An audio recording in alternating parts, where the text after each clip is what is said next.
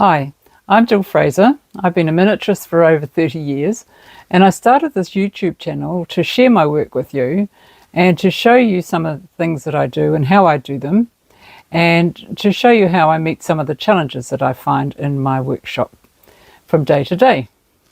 So I hope you enjoy this video. Okay, so I'm back on familiar ground now. I've been away in Australia for over a week. I went to the Brisbane miniature exhibition and thoroughly enjoyed it, and then we caught up with some friends. And now I'm back and all these projects are clamouring for my attention. And so I've got my Tudor house, which when I left I had weighed the ceiling down on it with my heaviest toolbox so that I could keep it even and flat while I was away and it didn't warp. And I have my Lavender Cottage. And now I have my little box of little projects that I'm going to be doing one a day. So I did promise myself and you that I was going to work my way through a whole pile of freebies that I've been given over the years and get rid of this box. And so what I did today was I put my hand in and I just pulled out something. And I pulled out some resin open books and some of that.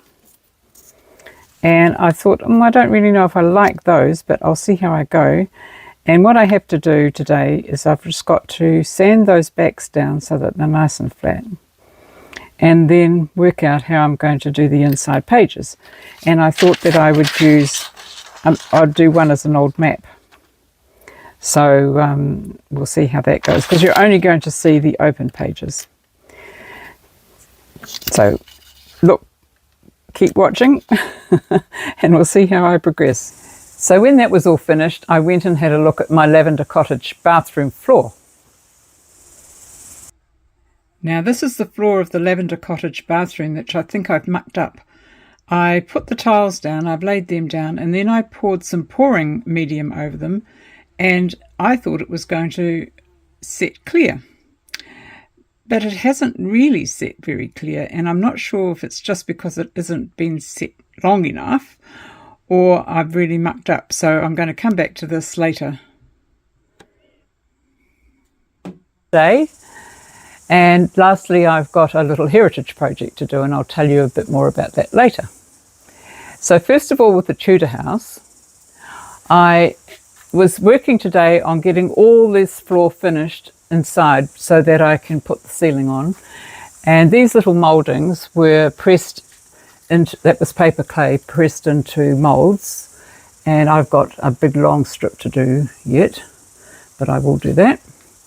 And that's finished off the tops of the walls nicely, and then I spent some time finishing off the staircase up to this point, and I've got a rail to do, but that goes up there, so I can't do that till that's done.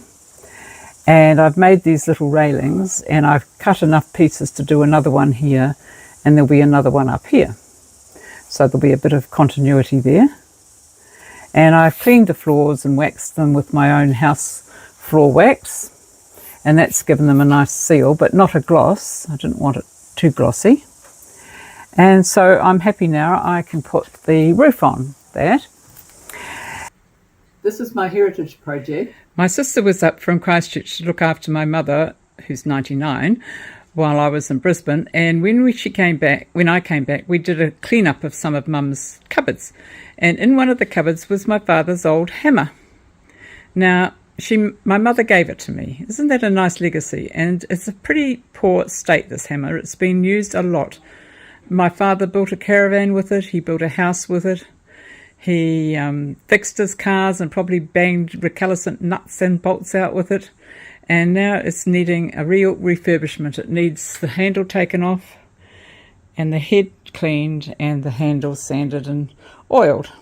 So this is going to be something I will do in between waiting for my glue to dry. So I thought I'd just share that with you. So my sister was very concerned about that hammer because its head was wobbling, and she was worried that I would use it and it would fly off and hit me. But when I went to take the little piece of wood out that was holding the head of the hammer in place, my father put a little slip of wood, which is called a shim or a packing slip, depending on what country you come from, and he popped that in very well, and so it took me 20 minutes to remove that to get the the head from the hammer part itself. And so I don't think it would have flown off and hit me in the head. That's what I'm saying. Anyway, I took the head off and I soaked it in a mixture of vinegar and water, and then I waited till the rust had softened, and then I took it off with some wire wool. So I ended up with the head of the hammer looking a lot better.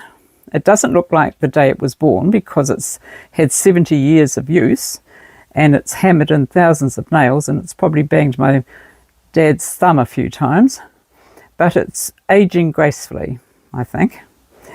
And so tomorrow I'll do the wooden handle. I'll sand it and oil it and put it into place with a new shim. And so that's my typical day really in my workshop. I've done a lot of different things, and now with the change of seasons and it's getting cooler, I'll be able to get my Tudor house done a lot faster, which will be very good because I need to have it finished by July. It's going in an exhibition in July. So interesting times ahead. And I shall see you tomorrow.